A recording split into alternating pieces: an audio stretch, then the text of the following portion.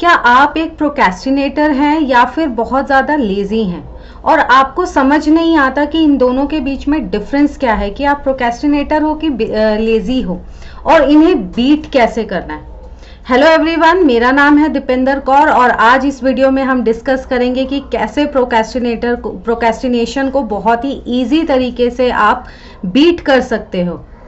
तो सबसे पहले समझते हैं कि प्रोक्रेस्टिनेशन क्या होता है और लेजीनेस क्या होती है। प्रोक्रेस्टिनेशन जो है वो होता है जब आप कोई काम करते हो, आपके सामने कोई गोल है, आपका कोई मिशन है लाइफ में, और फिर आप उसको डिले करते हो कि 1 घंटे बाद कर लूंगा या आधे घंटे बाद कर लूंगा। तो वो जो एक पर्टिकुलर आप काम करते हो वो आप प्रोक्रेस्टिनेशन करते हो।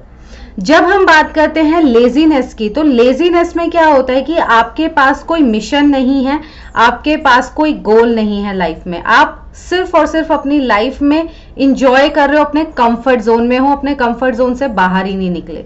जबकि प्रोक्रेस्टिनेटर जो है वो अपने कंफर्ट जोन से कंटिन्यूसली बाहर निकलने की कोशिश कर रहा है। तो अब समझते हैं इसको आप बीट कैसे कर सकते हैं। प्रोक्रेस्टिनेशन अगर आपको बहुत ज़्यादा होती है और आपको समझ नहीं आता कि इसको बीट कैसे करना है, तो बहुत ही सिंपल जो ट्रिक्स हैं हम लोग यूज़ कर सकते हैं यहाँ पर। पहला तो ये है कि आप अपने स्ट्रॉन्ग वाई को ढूंढिए। अगर मैं अपनी बात करूं कि मैं कैसे प्रोक्रेस्टिनेशन को बीट कर रही हूं, और मैं ये नहीं कहूंगी कि मैं प्रोक्रेस्टिनेटर नहीं हूं, मैं भी हूं, बट कैसे बीट कर रही हूं, क्योंकि मेरे पास मेरी स्ट्रॉन्ग वाई है। वाई मीन्स मेरा जो स्ट्रॉन्ग वाई है वो है रिस्पेक्ट, कि मुझे सोसाइटी से, अपने फैमिली मेंबर्स से रिस्पेक्ट चाहिए और उसके लिए मुझे काम करना है। तो इसी तरीके से आप भी अपनी एक स्ट्रॉन्ग वाई को क्रिएट कर सकते हैं। नेक्स्ट टॉपिक जो है वो बात करनी है आपको आपके माइंडसेट के ऊपर। आपको कंटिन्यूसली काम करना है अपने माइंडसेट के ऊपर। आप नेगेटिव थॉट्स को रख के अपने गोल तक या प्रोक्रेस्टिनेशन को बीट नहीं कर सकते। तो आप हमेशा मोटिवेशनल वीडियो सुनिए, अपने आसपास की कम्युनिटी ऐसी डिजाइन कीजिए या ऐसे लोगों के साथ रहिए जो हमेशा ग्रोथ माइंडसेट के साथ बात करते हैं, या फिर अपने आप को जो है हमेशा अपने कंफर्ट जोन से बाहर निकाल के कुछ अचीव करने का हौसला रखते हैं। नेक्स्ट जो हमारा स्टेप है वो है एक नई हैबिट को फॉर्म करना स्टार्ट कीजिए। प्रोक्रेस्टिनेशन भी एक हैबिट है, लेकिन जब आप किसी भी हैबिट को बहुत ज़्यादा प्रेशराइज करते हो तो एक्चुअल में होता क्या है, वो स्प्रिंग की तरह काम करता है, कि आप एक स्प्रिंग को कंटिन्यूसली प्रेस कर रहे हो और जब आप उसको छोड़ोगे वो दुगनी तेजी से बाहर आएगा। तो हमें इसे प्रेशराइज नहीं करना है, हमें इसे हील करना है, हमें इसे बीट करना है। तो वो आप कैसे करोगे, आप छोटी छोटी हैबिट्स को फॉर्म करना स्टार्ट कीजिए, नए नए छोटे छोटे से गोल्स बनाइए और उनको अचीव कीजिए।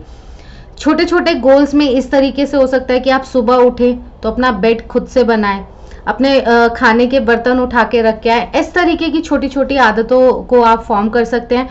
या जैसे एक मुझे छोटा सा इंस्टाग्राम पे 10 सेकंड का या 15 सेकंड का एक वीडियो आज अपलोड करना है। छोटी छोटी चीज़ों से शुरुआत कीजिए। नेक्स्ट है आउटकम गोल के बारे में कभी मत सोचिए।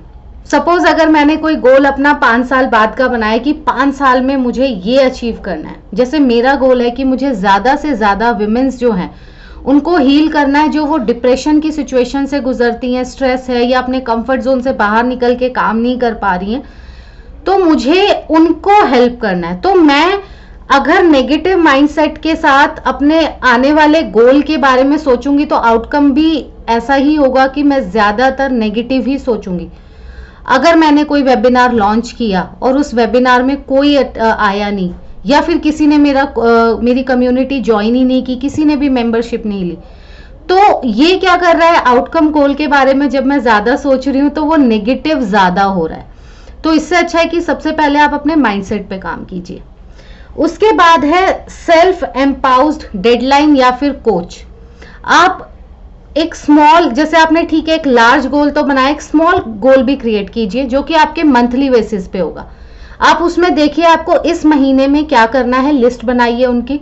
और अगर सपोज आपने 10 चीज़ों की लिस्ट बनाई है, उसमें से आपने 8 को जो है वो अचीव कर लिया, बट 2 आप अचीव नहीं कर पाए, तो आप उसको नेक्स्ट मंथ में डालिए, अपने ऊपर प्रेशर मत डालिए। लेकिन इससे क्या होगा कि जब आप अपने ऊपर प्रेशर नहीं डालोगे और उसको नेक्स्ट मंथ पे करोगे, तो आप देखोगे जहां आप शायद 8 भी अचीव नहीं कर पा रहे थे, कम से कम आपने एक डेडलाइन बनाने के बाद 8 गोल्स तो अचीव किए अपनी लाइफ में, भले ही वो छोटे छोटे हों।